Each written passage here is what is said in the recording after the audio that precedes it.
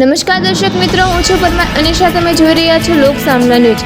તો જોઈએ આજના સમાચાર સાબરકાંઠાથી અમારા રિપોર્ટર જીતેન્દ્ર સોલંકી સાથે. સાબરકાંઠાના અંતરિયાળ વિસ્તારમાં લીલો ગાંજો ઝડપાયો. ઈડર, ચાદર, ખેડબ્રહ્મા, પોસીના, ખેરોજ, હિંમતનગર અને પ્રાંતિજ બાદ હવે વિજયનગરમાં પણ ગાંજો ઝડપાયો. વિજયનગર તાલુકાના વરડી ગામેથી ગાંજાના 4 લીલા છોડ સાથે એક શખ્સ ઝડપાયો. પોલીસે 1 કિલો 500 ગ્રામ કરતાં વધુનો જથ્થો ઝડપાયો. પોલીસે 75,000 કરતાં વધુનો મુદ્દામાલ જપ્ત કર્યો. જિલ્લામાં ગાંજાની વધતી માંગ વચ્ચે વેપારીઓ બેફામ બનતા હોવાના આક્ષેપ.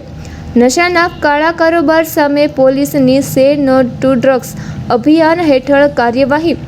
ગાંજાના વધતા વ્યસનથી યુવા પેઢી બરબાદીના માર્ગે ધકેલાઈ રહી હોવાની ચિંતા.